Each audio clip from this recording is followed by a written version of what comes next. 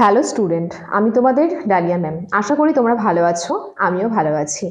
দেখো, আমাদের online class কিন্তু শুরু হয়ে গেছে। যারা এখনো যুক্ত হওনি আমাদের অনলাইন ক্লাসে, তারা সত্বর যোগাযোগ করো আমাদের দেওয়া নম্বরে। আমাদের যোগাযোগ নম্বর 62959162827076398606। আমাদের কোর্স ফি মাত্র 999 টাকায়, এবং 6 মাসের মধ্যে কিন্তু কোর্স সম্পূর্ণ কমপ্লিট করার দায়িত্ব আমাদের। পুরো সিলেবাস যে রয়েছে তোমাদের, সে দায়িত্ব সম্পূর্ণভাবে নিচ্ছি আমরা। তোমরা বিশ্বাস রাখতে পারো, ভরসা রাখতে পারো। এবং ইতিমধ্যেই তোমাদের আমি সেকেন্ড সেমিস্টার মেজর বেঙ্গলির যে রয়েছে বিষয়গুলো প্রথমার্ধ থেকে প্রায় শেষ হয়ে গেছে। আর দুটো কবি সম্পর্কে আলোচনা করলেই তোমাদের প্রধান যে বিষয়গুলি রয়েছে প্রথমার্ধ থেকে, সেগুলো সব শেষ হবে এবং আমি দ্বিতীয়ার্ধতে প্রবেশ করব।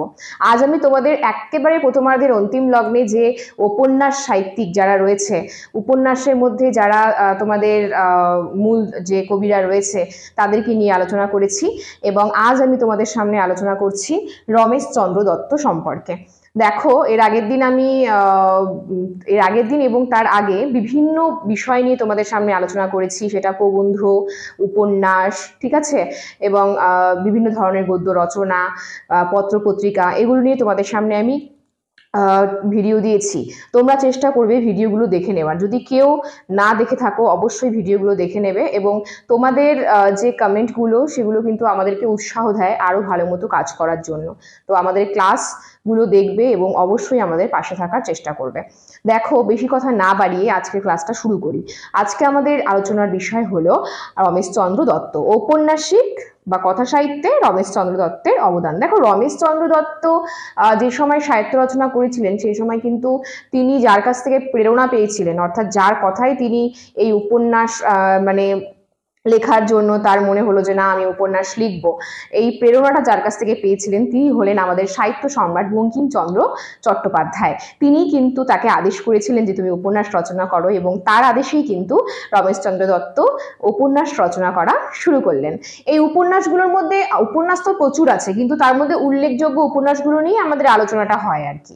তো দেখো, রমেশচন্দ্র দত্তের যে সময়কালটা সেটা আগে জেনে নিই, জন্ম এবং তার মৃত্যু, এবং সেটাই আগে আমাদের জানা দরকার। 1848 থেকে 1909 এই কিন্তু তার তার কিন্তু জীবন কাল, এবং তার জন্ম হয়েছিল 1848 এবং 1909 কিন্তু তার জীবনাবসান হয়েছে। দেখো, এইটুকু সময়ের মধ্যেই তিনি উপন্যাস এবং বিভিন্ন ধরনের উপন্যাস লিখেছেন। তো তার এই উপন্যাসগুলোকে আমি দুটো ভাগে ভাগ করেছি। একটা হচ্ছে ঐতিহাসিক উপন্যাস, আর একটা হলো সামাজিক উপন্যাস। তো ঐতিহাসিক উপন্যাসের মধ্যেও যেগুলো উল্লেখযোগ্য সেগুলোই আমি তোমাদের সামনে আলোচনা করব। সামাজিক উপন্যাসের মধ্যেও যেগুলো খুবই উল্লেখযোগ্য সেগুলোই আলোচনা করব। অতিরিক্ত ভিডিও বড় করা উদ্দেশ্য থাকে না আমাদের, একেবারে খুব কম সময়ের মধ্যে তোমাদেরকে সহজভাবে বিষয়গুলোকে উপস্থাপন করানোই আমাদের দায়িত্ব। তো দেখো, ঐতিহাসিক নাটকের মধ্যে যে নাটকগুলো খুবই উল্লেখযোগ্য, প্রথমে দিয়েছি বঙ্গবিজেতা, যেটা 1874 সালে কিন্তু প্রকাশিত হয়েছে। বঙ্গবিজেতা এই উপন্যাসটির যে বিষয় বা কোন বিষয়কে কেন্দ্র করে এই উপন্যাসটি গড়ে উঠেছে সেটা দেখো কোন সময়। সেটা হচ্ছে বাংলার মুঘল সম্রাটের শাসনকর্তা টোডরমলের বিরুদ্ধে জমিদার অমর সিংহের বিদ্রোহ, এই কিন্তু আমাদের এই উপন্যাসের বিষয়, ঠিক আছে। এবং এই উপন্যাসটি কিন্তু আমাদের এই ঔপন্যাসিকের প্রথম উপন্যাস। মনে রাখার চেষ্টা করবে যে রমেশচন্দ্র দত্তের প্রথম উপন্যাসের নাম কি? বঙ্গবিজেতা। এবং এটার সময়কাল আমরা দেখতে পাচ্ছি 1874-এ প্রকাশিত হয়েছে, এবং বাংলার মুঘল সম্রাটের শাসনকর্তা টোডরমলের বিরুদ্ধে জমিদার যিনি অমর সিংহ, তার বিদ্রোহ কিন্তু আমাদের এই আলোচনার এই সমস্ত বঙ্গবিজেতা উপন্যাসের মধ্যে এটা হচ্ছে পটভূমি। তারপর দেখো, তার দ্বিতীয় উপন্যাস চলো আমরা জেনে নিই। ও একটা কথা বলি তার মধ্যেই, বঙ্গবিজেতা উপন্যাসের মধ্যে যে চরিত্রগুলো আছে আর কি, সেই চরিত্রের মধ্যে কিন্তু আমাদের বঙ্কিমচন্দ্রের লেখা একটা উপন্যাসের প্রভাব রয়েছে, সেটাও তোমাদের জানা উচিত। দেখো, এই উপন্যাসের বিমলা যে চরিত্রটি আছে, মানে বঙ্গবিজেতা উপন্যাসের বিমলা যে চরিত্র আছে, সেই বিমলা চরিত্রটির সঙ্গে বঙ্কিমচন্দ্রের দুর্গেশ নন্দিনী যে উপন্যাস, সেই দুর্গেশ নন্দিনী উপন্যাসের চরিত্রের কিন্তু মিল পাওয়া যায়। মানে দুর্গেশ নন্দিনী উপন্যাসের একটা প্রভাব, তার যে চরিত্রগুলো আছে সেই চরিত্রের প্রভাব পড়েছে আমাদের এই উপন্যাসের বিমলা চরিত্রের মধ্যে। ঠিক আছে, দুর্গেশ নন্দিনী চরিত্রেরই প্রভাব পড়েছে। তারপর দেখো তার দ্বিতীয় ঐতিহাসিক নাটক হচ্ছে মাধবী কঙ্কন। আমি তোমাদেরকে বোর্ডে লিখে দিয়েছি, কারণ তোমাদের যাতে তোমরা খাতায় কলমে লিখে নিতে পারো বিষয়গুলো এবং মনে রাখতে পারো। সালগুলো খুব ভালো মতো মনে রাখবে। বঙ্গবিজেতা 1874, মাধবী কঙ্কন 1877। এটা কিন্তু আমাদের রমেশচন্দ্র দত্তের দ্বিতীয় উপন্যাস। ঠিক আছে, প্রথম উপন্যাস বঙ্গবিজেতা, দ্বিতীয় উপন্যাস মাধবী কঙ্কন। মাধবী কঙ্কন হচ্ছে এই উপন্যাসটি কিন্তু একেবারে আমরা কোন সময় বলতো রচিত হয়েছে, কোন বিষয় নিয়ে রচিত হয়েছে, সেটা হচ্ছে শাহজাহানের রাজত্বকাল। যে সময় শাহজাহানের রাজত্বকাল ছিল ঠিক সেই সময় কিন্তু এই উপন্যাসের বিষয় হিসেবে তাকে নিয়ে আসা হয়েছে।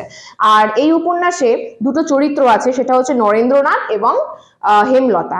এই নরেন্দ্রনাথ এবং হেমলতা এই দুটো চরিত্রের মধ্যে বঙ্কিমচন্দ্রের আরেকটি উপন্যাসের কিন্তু আমরা ছায়া দেখতে পাই। সেটা কোন উপন্যাস বলতো? বঙ্কিমচন্দ্রের, দেখো যে নগেন্দ্রনাথ এবং হেমলতা চরিত্রের মধ্যে বঙ্কিমচন্দ্রের যে উপন্যাসের প্রভাব রয়েছে তা হলো চন্দ্রশেখর। চন্দ্রশেখর উপন্যাসটিও কিন্তু আমরা পড়েছি এর আগে বঙ্কিমচন্দ্রের। তো বঙ্কিমচন্দ্রের চন্দ্রশেখর উপন্যাসের প্রভাব এই শৈবালিনী মধ্যে কিন্তু পড়েছে। শৈবালিনী একটা চরিত্র, চন্দ্রশেখর উপন্যাসের প্রভাব শৈবালিনীর মিল রয়েছে, অনেকটা মিল রয়েছে। প্রভাব ও শৈবালিনী এই দুটো যে চরিত্র রয়েছে চন্দ্রশেখর উপন্যাসের, এই দুটো চরিত্রের প্রভাব কোথায় পড়েছে? মাধবী কঙ্কন উপন্যাসে নরেন্দ্রনাথ এবং হেমলতা উপন্যাসে। তারপরে দেখো 3 নাম্বার যে নাটক উপন্যাসটি রয়েছে সেটি হলো মহারাষ্ট্র জীবন প্রবাদ। এটা কিন্তু খুবই উল্লেখযোগ্য একটা উপন্যাস। বলতে গেলে রমেশচন্দ্র দত্তের শ্রেষ্ঠ ঐতিহাসিক উপন্যাস হচ্ছে মহারাষ্ট্র জীবন প্রভাত। ঠিক আছে, এখানে আমরা দেখতে পাই যে 1878 এই উপন্যাসটি প্রকাশিত হয় এবং 1878 এই উপন্যাসটি প্রকাশিত হয়েছে যে পটভূমিকে কেন্দ্র করে বা যে বিষয়টা এখানে আমরা দেখতে পাই তা হচ্ছে শিবাজির সংগ্রাম। কার বিরুদ্ধে? মুঘল সম্রাটের বিরুদ্ধে। মুঘল সম্রাটের বিরুদ্ধে শিবাজির যে সংগ্রাম সেটাই কিন্তু এই উপন্যাসের মূল বিষয়।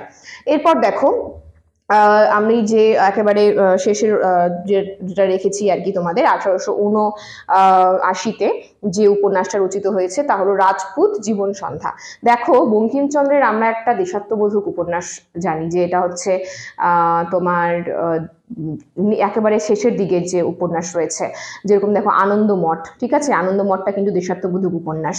এবার এই আনন্দমঠ যে উপন্যাসটি রয়েছে বঙ্কিমচন্দ্রের আনন্দমঠ উপন্যাসের প্রভাব পড়েছে রাজপুত জীবন সন্ধ্যা উপন্যাসে। দেখো আমি লিখেই দিয়েছি যে স্বদেশবোধ প্রকাশিত হয়েছে। আমাদের আনন্দমঠেও কিন্তু একটা দেশাত্মবোধক এবং স্বদেশপ্রীতি রয়েছে এবং রাজপুত জীবন সন্ধ্যার মধ্যেও কিন্তু আমরা সেই যে স্বদেশতা এবং স্বদেশবোধ সেটা কিন্তু পেয়ে যাচ্ছি। এবং এই আনন্দমঠ উপন্যাসের প্রভাব পড়েছে আমাদের রাজপুত জীবন সন্ধ্যা উপন্যাসে।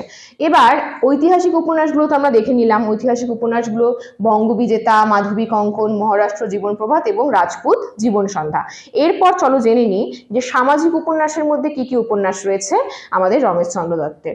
রমেশচন্দ্র দত্তের সামাজিক যে উপন্যাসগুলো রয়েছে তার মধ্যে উল্লেখযোগ্য উপন্যাস হচ্ছে সংসার এবং সমাজ। সংসার 1886 আর সমাজ হচ্ছে 1893 প্রকাশিত। দুটো উপন্যাসই কিন্তু একেবারে পল্লী প্রকৃতি এবং গ্রামের চিত্র ফুটে উঠেছে এই দুটো উপন্যাসের মধ্যে। তাহলে দেখো আজ আমি তোমাদের সামনে আলোচনা করলাম ঔপন্যাসিক রমেশচন্দ্র দত্ত সম্পর্কে। তোমাদের আমার ক্লাসটা যদি ভালো লেগে থাকে অবশ্যই লাইক, কমেন্ট, শেয়ার করে আমাদের পাশে থাকো। আমাদের চ্যানেলটি অবশ্যই সাবস্ক্রাইব করে রাখো এবং পরপর ক্লাসগুলো তোমরা আমাদের যেগুলো ক্লাস দিচ্ছি তোমাদেরকে সেকেন্ড সেমিস্টার মেজর বেঙ্গলির অবশ্যই দেখার চেষ্টা করো এবং খাতা কলম নিয়ে সেগুলোকে লিখে নিও যাতে তোমাদেরই সুবিধে হয় পরবর্তীতে। তাহলে আজকে আমার ক্লাস আমি এখানেই শেষ করছি। ধন্যবাদ।